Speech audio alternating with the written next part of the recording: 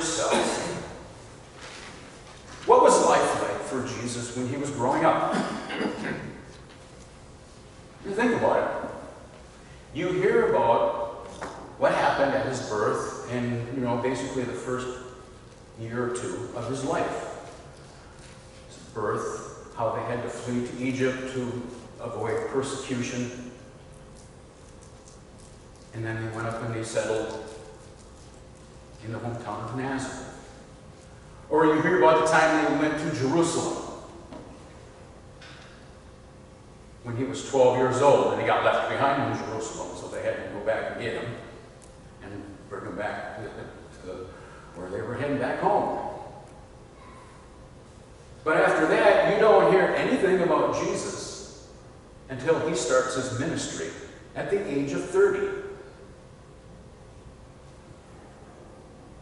What was life like for Jesus? Who knows? Nothing, I've never seen anything about it. We do know that he was a son of a carpenter. Therefore, he himself was a carpenter. Now, in the Greek language that was prevalent at that time that they used, a carpenter was not necessarily a person who worked with wood. It was a person that used different mediums and did building. Maybe did some work with wood, though wood wasn't the most readily available at that time. It was more bricks and stones and things of that nature that they had to do construction with. So being the son of a carpenter, he had to learn the trade. And he himself was a carpenter.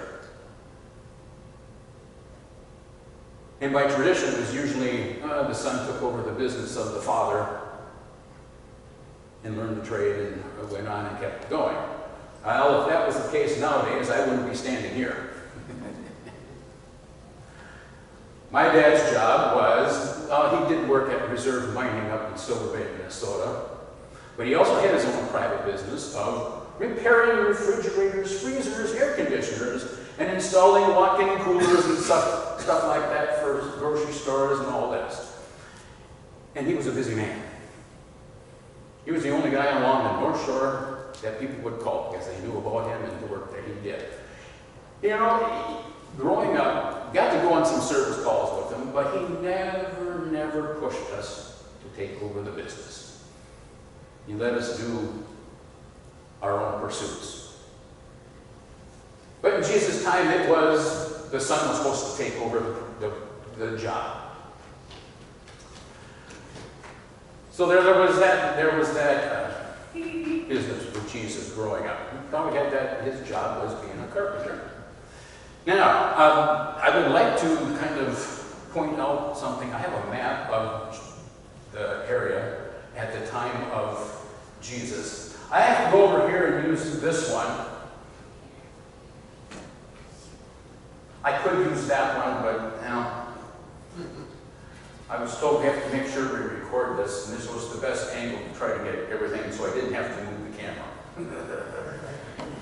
All right, so this whole area, excuse the pointer, I had to dig something up from the back room too, so it's not this whole area is the Israel nation at the time of Jesus. Here's Bethlehem and Jerusalem down here. And this area here was considered Judea. Going north, we have the area of Samaria, and you hear a lot about that. Jesus was in that area an awful lot, in the Samaria area. And then way up here we have Galilee, where Jesus' ministry mainly took place. Right up in here is Nazareth, his hometown. Most of his preaching, I shouldn't say most, but they considered their headquarters up here in Capernaum, along the coast of the Sea of Galilee. And the Sea of Galilee was not really a sea. It was a freshwater body. Sometimes it's called the Lake of Gennesaret, because there's a town along there that's Gennesaret. It's a lake about the size of Mille Lacs Lake over in Minnesota, if you've seen pictures of that. It's comparable in size. I couldn't think of a lake in Wisconsin that would be comparable, because I'm sure there's something over in the eastern, southeastern part of the state. I think that's comparable in size as well. But it was just a large lake, but it was called also the Sea of Galilee. Yeah, so from Jerusalem up to Nazareth, and this is where basically this whole area in here is where Jesus did a lot of his so-called tours or trips around to teach the good news. So he was here in Nazareth as his hometown. And you know that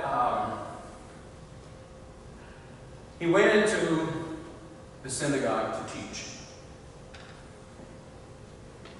And after he was done, the people were, it says, amazed. But they were very questioning. Where did this man get this knowledge? What is he teaching? Why is this? They were really kind of upset. Even his family, they said, oh, the family is here. Okay, so take into account that Jesus, the ministry of Jesus was a 3-year journey. He didn't start until he was age 30. His first year was his inaugural year, where he started to do the teachings. He started to do some miracles. People started to take note. The second year was the year of popularity.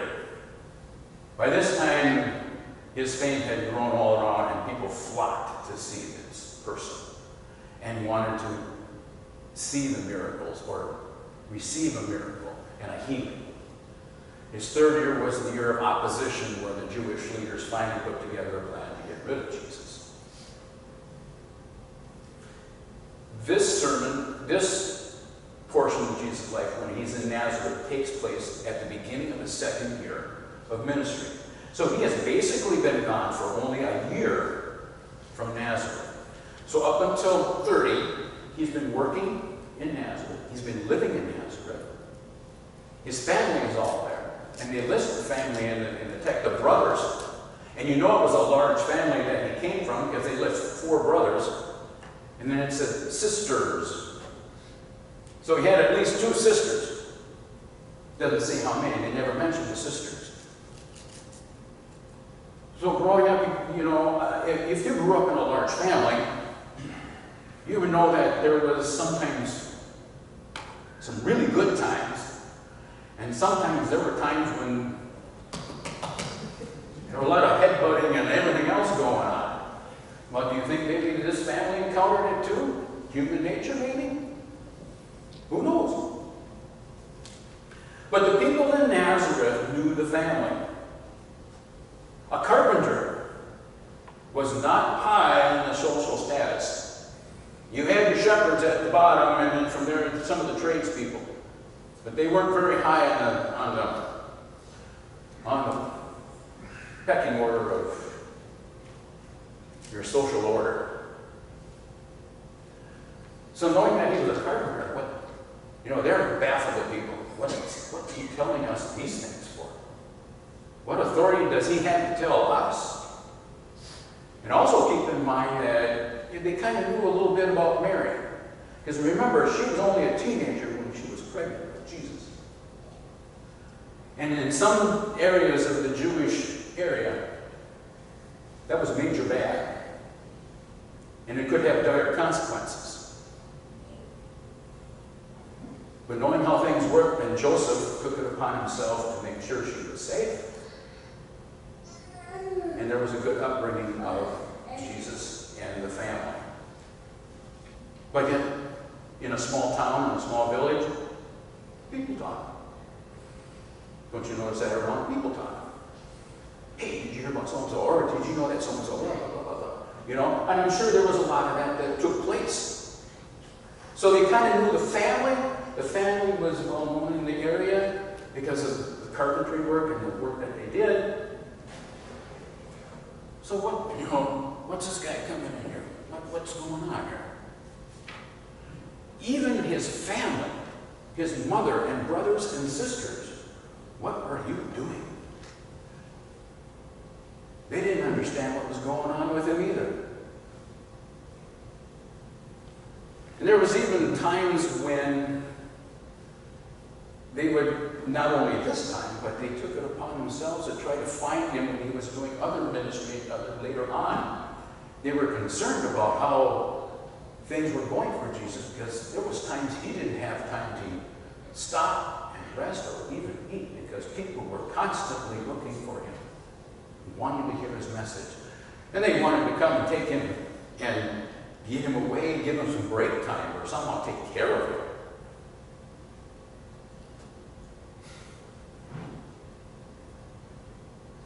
So Jesus was amazed at the lack of faith that his hometown had in him, even his family. So he really could not do, when they said, he couldn't do much but maybe heal a couple of people and ask, for them. And in fact, it was so bad, in one other recollection of this same incident in another gospel, when he was done teaching in the synagogue, the people escorted him out of town. They did not want him around. They escorted him out of town, even took him to the place where there was a little cliff. They were going to throw him off the cliff. It's in Luke. It talks about that. But they got out of town and he walked away from it. There was no other incident, but he never, I don't think, ever went back to Nazareth. On another occasion, his family came to look for him, like I said before, because of what he was dealing with as far as the pressures of so many people and everything. His brothers and sisters and mom came and said, come with us. The disciples told Jesus, your family's out here, they want to see you. That'd be like, okay, so I grew up in a family of 5. I was the oldest of 5. Okay, well, that would be like my brothers and sisters and mom coming here, hey, come here, we got to do something here. Maybe showing some concern. Jesus' reply to that was, even though it was his natural family, he said, my brothers and sisters are here in this room with me. Listen to my word. I kind of changed the wording a little bit, but he basically said, my brothers and sisters are here with me. His regular family was outside, didn't even get close to him, and he had nothing to do with them. But isn't that something, that people gathered in faith, or wanting to listen, he can turn around and say, my brothers and sisters. You as a gathering of people of faith, and I'm assuming, I shouldn't assume, that's not what I'm saying. You gather because you have a faith. You have an understanding, or you're seeking that faith. And to know that Jesus calls you a brother or a sister, how powerful is that? He doesn't look at you as somebody lower than him. We've been baptized as a child of God. Jesus was the Son of God. We're a brother and a sister. That's pretty awesome. That's a pretty awesome thought.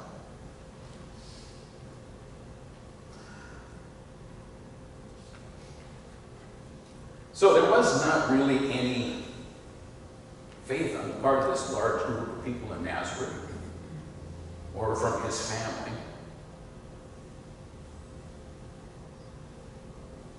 But we're considered brothers and sisters. Now imagine the faith that we have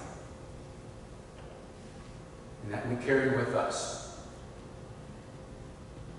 And a fine example of our faith happened 10 years ago.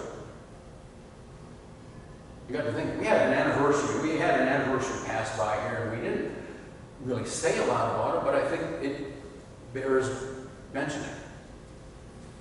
10 years ago, 2011, in April of that year, we, as a community, as a family of faith, decided to step out and leave the ELCA to become the LCMC, Lutheran Congregation in Mission for Christ. That was a huge step on our part to take and make a move that way to better our ministry. And it was not an easy process. We heard a lot. I was the council president at that time, so Pastor and I heard a lot of earful of not pleasant discussion from the bishop of the ELCA. Do you know, it was a move we made, and it's a move that maybe, we lost a few good friends because of it. But you look now at what we have in this congregation and the people that have come to us and are worshiping with us and being a part of our congregation, and what we've been able to do to share the good news as a congregation. It's been a remarkable move for us. So to do that, we had to have a lot of faith. What is faith? Best described in Hebrews, the 11th chapter. Now faith is being sure of what we hope for and certain of what we do not see. We don't see God, we don't see Jesus, but we know He's real. And that's all we need to do. I share again from Romans this time.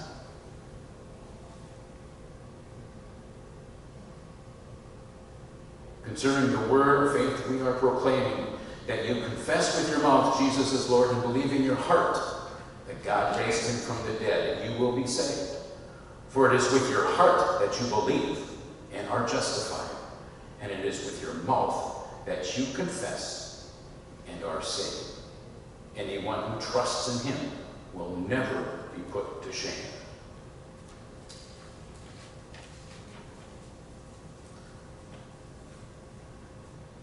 And again from Ephesians.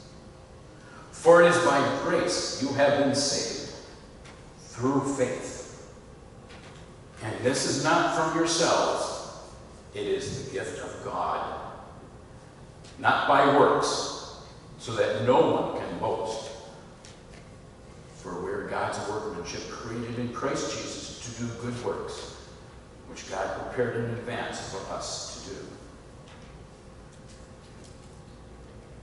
It's all through our faith that we work this. Individual faith.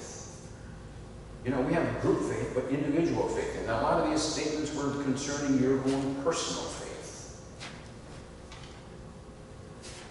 And what has been troubling here, I mentioned this last year and a half, there's been a lot of issues going on.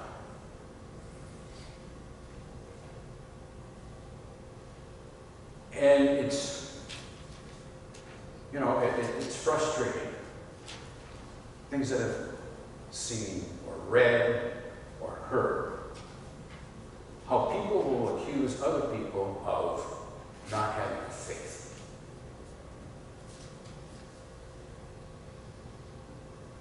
We are not judges of anybody else's faith. I'm not capable, and neither are any of you capable of going around and looking a person in the face and saying, your faith is strong, you don't have the faith. Only God and Jesus are able to handle that. But yet, there have been instances in this last year and a half.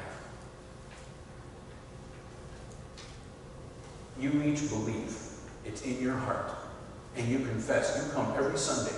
Some of you, you're here every Sunday, and we confess our faith. And that's sufficient enough for saving grace. And with that faith, remember the two greatest commandments that Jesus said. Love the Lord your God with all your heart, with all your soul, with all your might. The second greatest commandment, love your neighbor as yourself. Cutting down a person because you feel that you just don't have a strong enough faith, that's not loving your neighbor. Loving your neighbor is to help them to get better and stronger.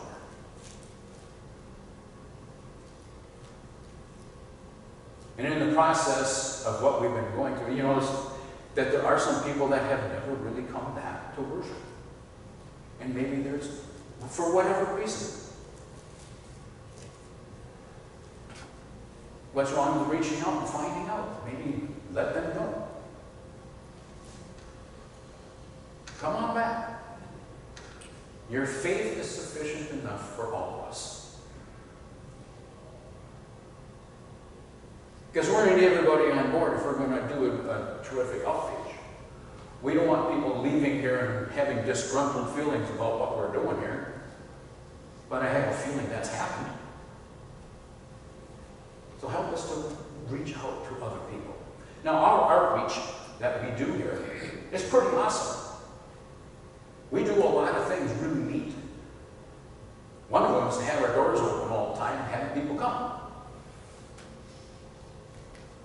And I say that because I know there are churches up in northern Minnesota that haven't even opened yet.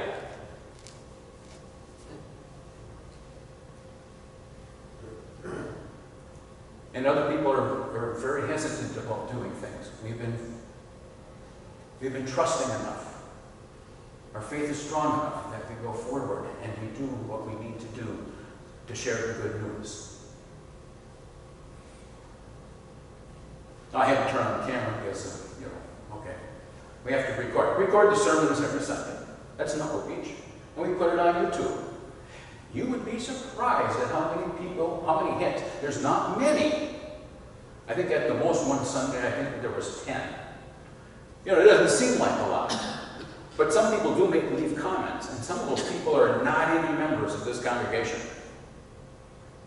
So people do look around and try to find and listen. Same thing with our YouTube broadcast. It's not necessarily just members that tap in. Of course, some members want to follow, and they're not able to be here on a Sunday, and they don't want to miss the service.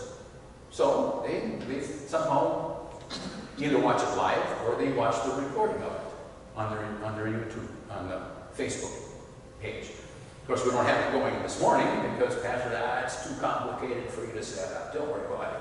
We're just going to do the YouTube copy of the sermon. So, okay, we can handle that. But there are people, because I know from time to time, even with my family, I've said, if your church isn't open, you want to find us on Facebook, we do live stream where it's there if you want to follow. I don't know if they had or not, but okay. Take Pastor's family. They tap into the Facebook. They follow along. There's other people other than our own congregation that look for that and find it. Every Sunday I turn on the radio transmitter. Now the transmitter only reaches into the parking lot, but it has been known from time to time, they don't have a sign on now, but when there was a sign for the radio broadcast, once in a while, a person passing through would see that. Actually, it happened a couple of times early on.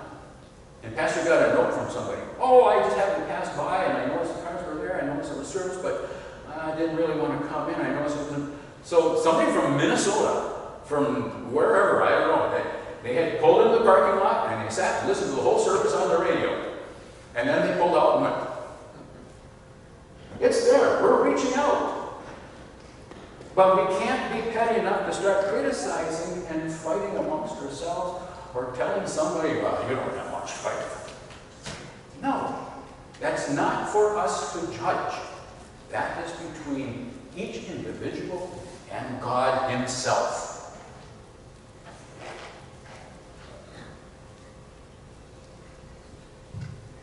So let's go forth. Let's reach out to those that are kind of wondering, do I need? Can I go back? Will I feel welcome enough coming back?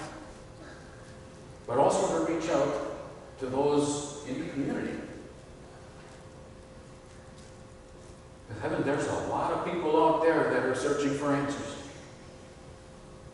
So let's go forth in faith, knowing we are saved by grace through that faith. And let's share the good news. Thanks be to God. Amen.